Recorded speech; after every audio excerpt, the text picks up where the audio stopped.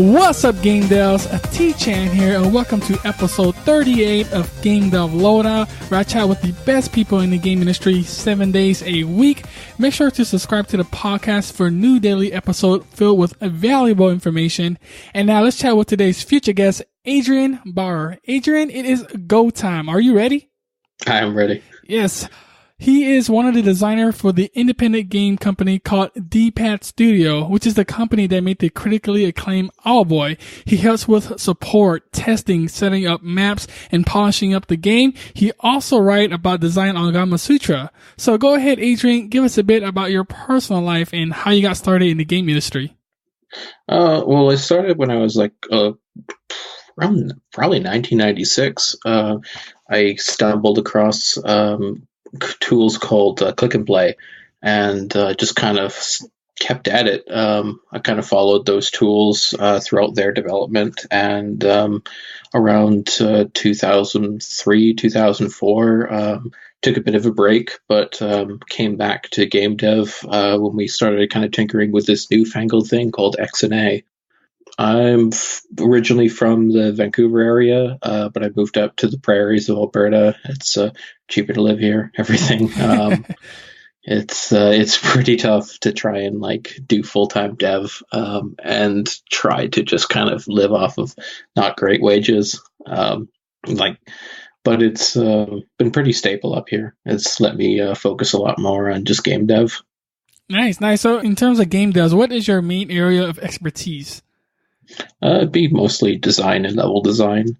I really enjoy level design specifically. When I was a little kid, I used to draw all the maps I wish went into Sonic 4 or Sonic 5, and I just kind of that's just always been something that was really fun to me. It's just environments. But I do a lot of work on just general design and hashing out stuff, maybe story or integration with the rest of the team. I kind of go between a lot of people. So I'll talk to the programmers about, say, music stuff, the technical side of stuff, and how we can implement compression schemes. And I'll talk to the musician about just what he can use, say, for Opus codec or something like that. And just kind of in between on everyone. It's kind of a catch-all role since we're a small team. Yeah, it's like you wear a lot of different hats. Yeah. But as a level designer, especially for a platformer game, what is something we game devs don't know about when designing that type of game that we should know about? I'd say there's all these little there's little things about platforming games that I think go unnoticed because they're really subtle. So the way the camera works, and a really good article was focusing on the camera in Super Mario World. There's other things like how far off a platform you can go before you fall off and where you can jump from. There's little things because it's such a immediate action, the genre itself, or the because of the immediacy of platformers and action games. You want to be able to do things like shortcut animations. One of the games recently that came out, Dead Cells, has a lot of these, and it does things like it focuses a lot of the combat into horizontal action. So nothing is really, because you can't slash or attack upwards, you can only attack side to side. So a lot of the enemies get into a horizontal position where you can get them, and there's little things like if you get to the top of a ladder or a rope or something, and you start attacking, but you're still on the rope, but you have, you're just kind of hovering just below the surface. Yeah. You'll immediately pop up and be on a horizontal level with the enemy you're attacking. So there's all these little things that are just, they're really nice. They help out quite a bit when you're just trying to get people to play something very immediate, like a platformer. And there's little things like that that are good and bad. But that stuff is a part of the polish of making it feel right without it being really obvious. And if people have to teach themselves that type of expertise, what would you suggest they use? Is there any books or any specific programs that's best for platformers? Not really. I don't really. I never really grew up with a lot of books on game development or anything. It just wasn't really a thing. I best I could say is I learned from my university experience of was an English major is just do close readings of the things you like and the things you don't like. Just keep repeating things, like try things and pay attention. Watch let's plays of them or long plays. Watch things in slow motion. Try to glitch the shit out of a game. um, just it's a you're not going to learn a lot of things until someone else like if someone else is going to have to point it out to you. I don't think you're paying enough attention. Like it's good to get kind of like a starter to get kind of like, oh yeah, I should start thinking, something to inspire you to think more about it. But I think the best thing is just to get keen on it, get to spend more time with the things you like and why they work. Same goes for the things that you don't like. Why aren't they good to you? Yeah, so that user experience and game testing, like you said, is so crucial. Cause you want to break your game, I guess, like you say, glitch the crap out of it to see if there's any bugs, polish it up, make it really clean. What are common mistakes aside from that, even at a pro level, that you think people make? Well, every engine that you use, say either a custom one or something that's built into Unity or Game Maker or any other tool, they all have their own like quirks as to how they handle physics and timing. They handle collisions differently.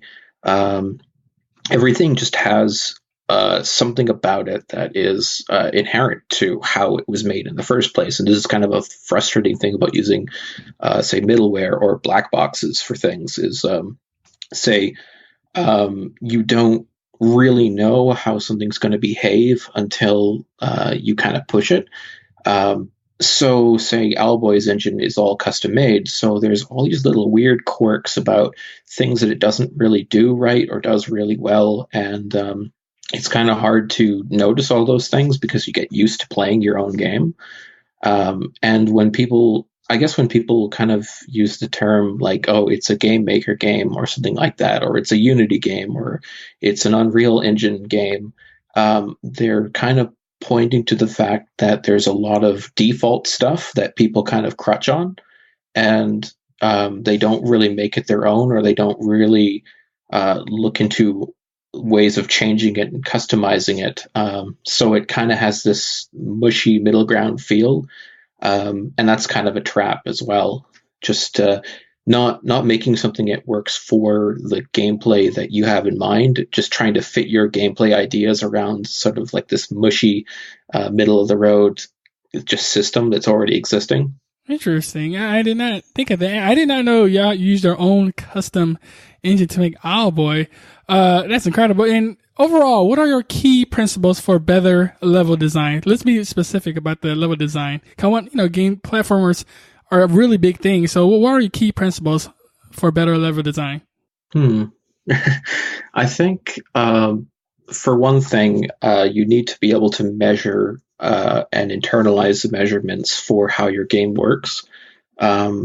This is, I guess, the easiest example I can give is, so Mario Brothers 1, one of the things they did when they were making that game is they timed how many blocks Mario could run across in, like, say, 10 minutes or whatever the counter was. And they used that as their absolute maximum for, like, length of level. And that gets more complicated as you add in more vertical barriers and so on, and steps and things that like slow down the player. And that's just kind of part of learning what you're making and being intimate with it. So, say with Owlboy, one of the things that was really crucial is understanding the size of the camera. So the camera room is just kind of like what you see at a scaled 1:1, or in our case, it was 2 times scaled. Because the game is about half 720p natively, but we double it up so it'll fit the 720 window. But having an idea of how much camera room you have lets you set up ways to either, you can surprise the player by having something in the right spot. You can guide the player's eye by always being mindful of what the camera can actually see. You could do smoother transitions because you've aligned things properly. So, horizontal and vertical movement isn't janky or weird. Just having smoothness between transitions, that's really important in level design. And as for just kind of aesthetics, I think it's really important to spend time making everything kind of transition and blend. Having kind of jarring edges, I guess, or just rough edges on transitions between areas it's good in a sense, because you get that kind of like, oh, I'm here now, and you kind of fill in the gaps yourself. But having some sort of sense of direction and a sense of place in the overall scope of, say, a dungeon or something like that is pretty critical. You don't want to have, I mean, it's cool to have like a huge level, but it gets exhausting when you've got too many twists and turns and too many new things and unfamiliar things. It's overwhelming. Yeah. And it's nice to have a point where you can kind of cross back and say, hey, look, you've come this far. And giving people that sense of time and measurement within the game itself goes a long way to its own pacing. I could go on about pacing, but like it's a lot of just different things that come together in how well does your game move, or not how well, but does the level pace out and in the way that is beneficial to the game, or are you just kind of saying, well, I want it to always be like this?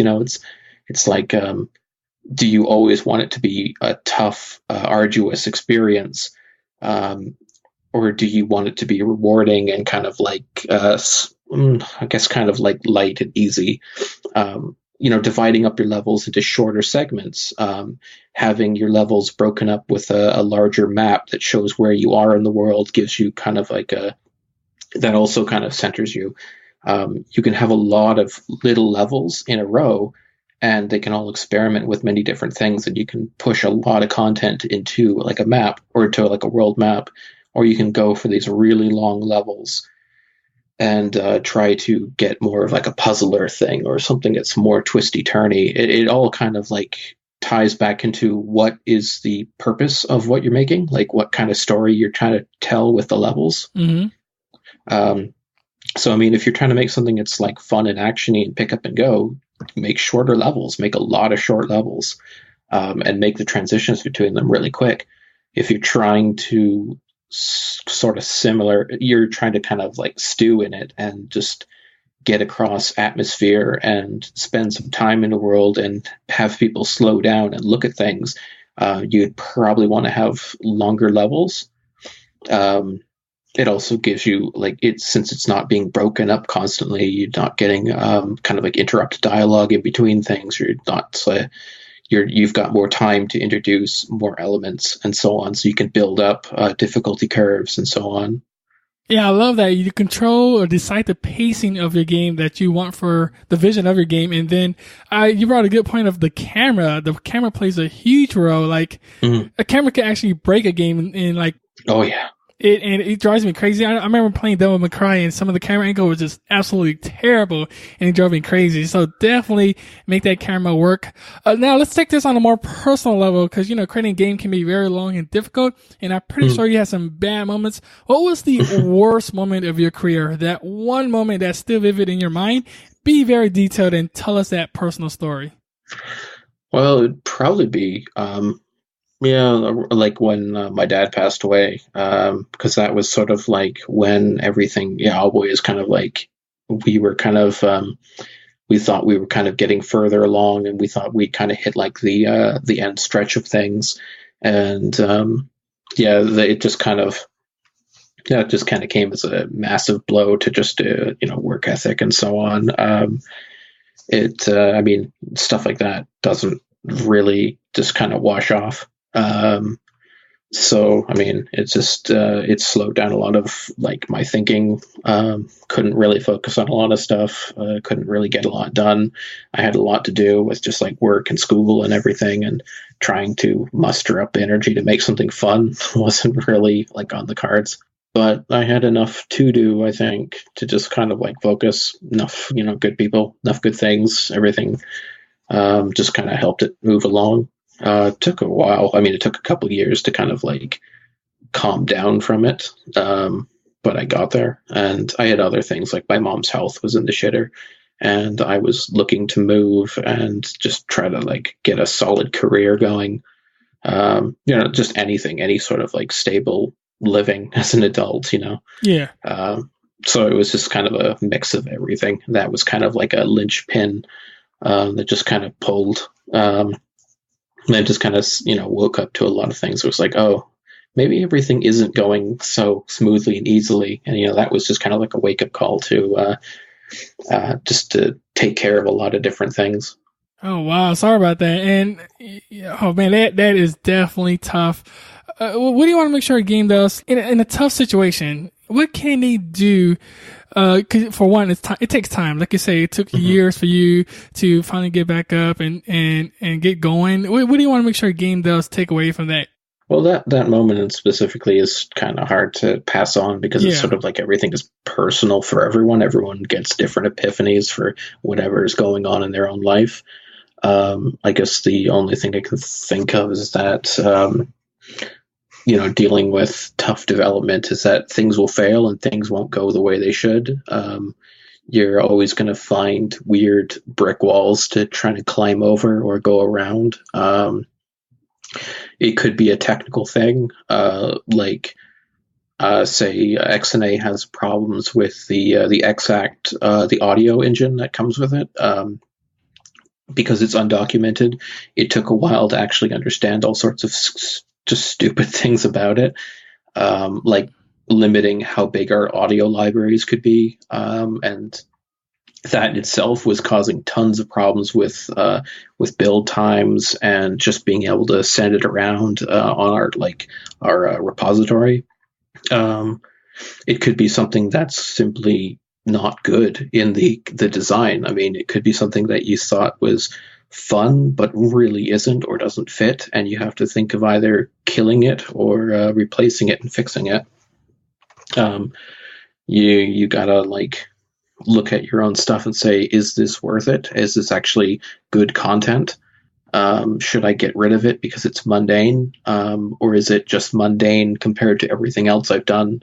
Just don't waste people's time. You're making something that people should get something out of, not just kind of like go through the motions to just get through and go, oh boy, I spent time. You want to spend your time effectively, so you want to spend the time to things that you love making and something that would bring meaning to other people. So yeah, definitely.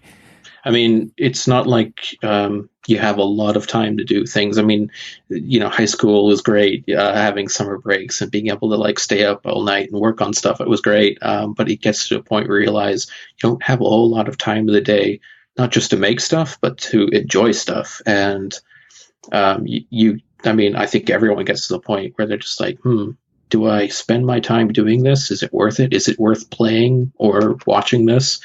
You can watch a bad movie, but it's like, did you really do you feel bad about spending your time on this? You got a couple laughs. It's like I like watching bad movies because they're kind of funny. Or can be. But it's sort of like, man, should I waste my time watching this horrible movie for a chuckle, or should I just go do something else? Go work on something. And it's kind of the same thing with games. Like, don't make something that's wasting someone's time.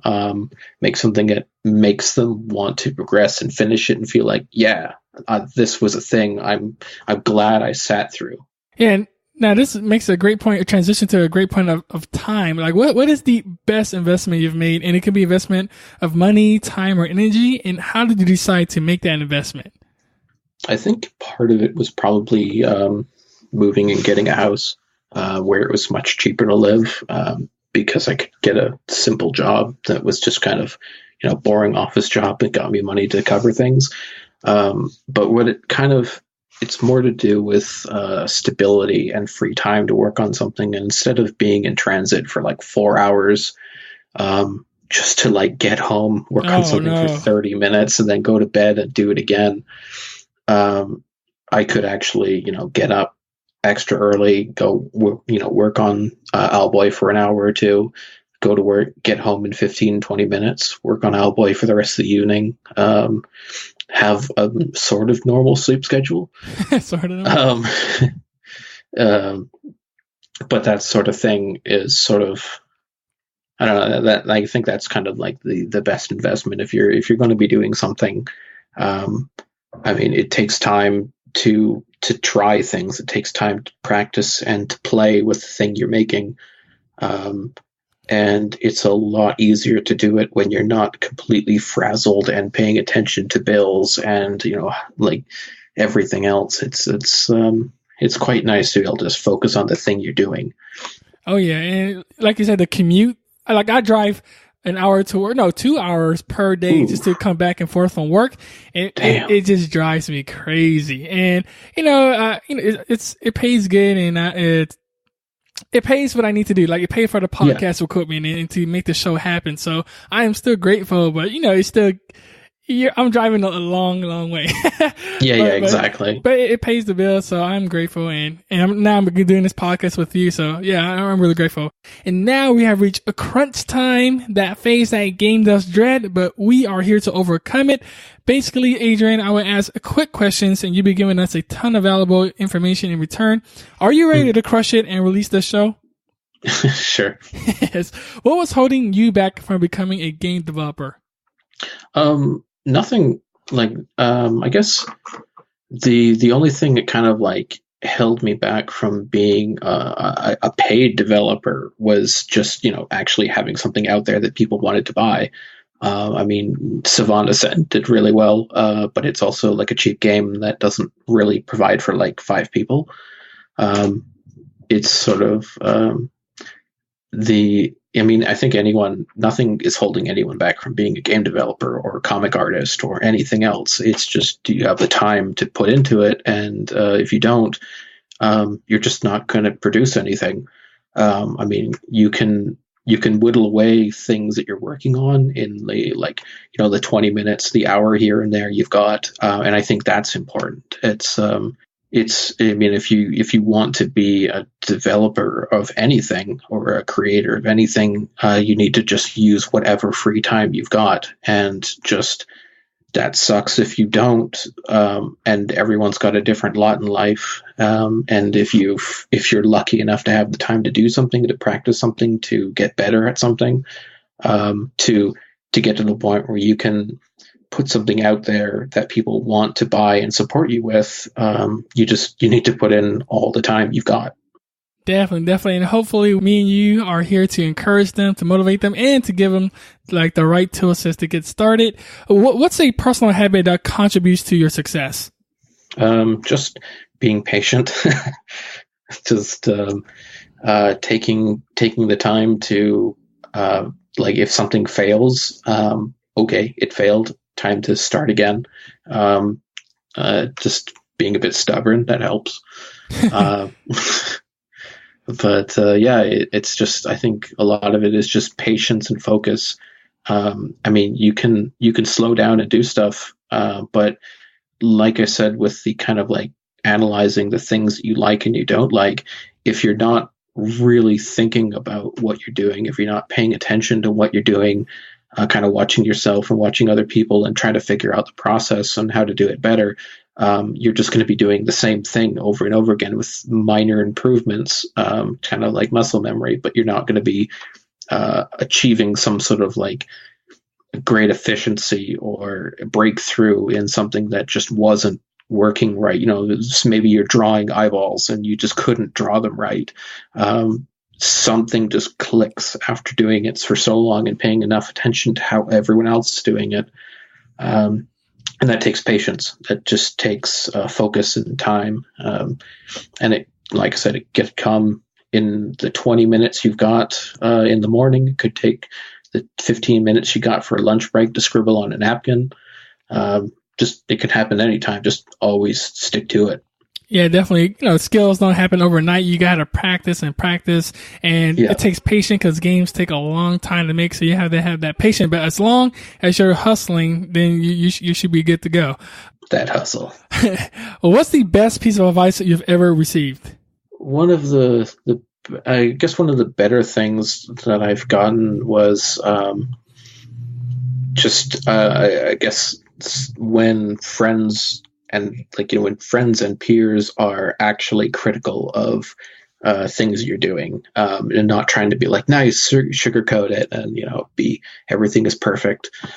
I can't think of anything specific right now, but it's just that kind of like when peers and people you respect and so on are able to just be critical of the things you're working on and to actually show you something to improve and fix. That's just the best, and not being arrogant or not having any sort of like ego about it. Cause I mean, everyone goes through that where they're just kind of like, I can't do anything wrong. This is the thing that I'm doing. That they're just kind of, everyone gets to the point where the thing that they're working on, they've just kind of, they get enough praise, they get enough whatever, and they just think, this can't be bad. Nothing about this can be bad. I put so much time into it. And that's always kind of a trap, as you've invested so much time into a thing that doesn't make it worth anything. It's worth it to you, but it just could be worth it with nothing to anyone else. And having people who will actually call you out on that shit is priceless. Yeah, you definitely need those honest friends. Share an internet resource we game devs should use. Like I said, my resources tend to be just sitting down with the game or movie or anything else that I want to get something out of. A breadth of things is great. Always spend time going outside of what you usually do. Just try things weird. Like what kind of tools? You use any softwares in particular or any? I don't really I have very basic tools. I don't really believe that tools make you a better artist or whatever. I mean, it's nice to have when you can optimize your own workflow. Anything is great. I mean, Google Docs is amazing. Like I said, there's not a whole lot of like stuff other than just paying attention. I mean, Gamasutra is great, but it's not always going to be having new articles that are relevant to anything you're trying to do. Mm-hmm.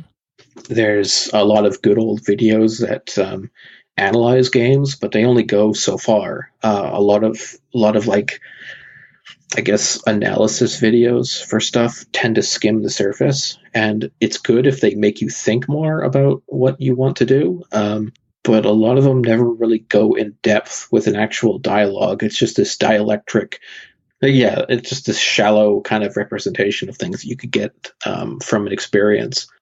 Especially with something like games, you need games. The biggest part of games is that you're interacting with it, and you need to interact with things and to learn about them to kind of extract that joy into something you're trying to design. Yeah, I see what you mean. I guess don't depend on too much, but as long as it optimizes your workflow, then it's working. You just stick to it. We have reached the end. Go ahead and give a parting piece of guidance and how we can connect with you, and then we'll say goodbye. I guess my advice is be comfortable with failure. It's just another place to start. It's not the end of anything. No one can take away the time you put into things, the time you spent practicing, the time you spent building a thing, even if it's a failure. No one can take that time away from you. It's another place to start. So just keep doing it. And you can find DPAD online at you can find it on Twitter at DPAD Studio. And the same goes for our Facebook. You can find me on Twitter at Adrian G. Bauer, where I just post a lot of dumb things and the things I'm working on, but mostly dumb things because I can't show the things I'm working on right now. Yeah.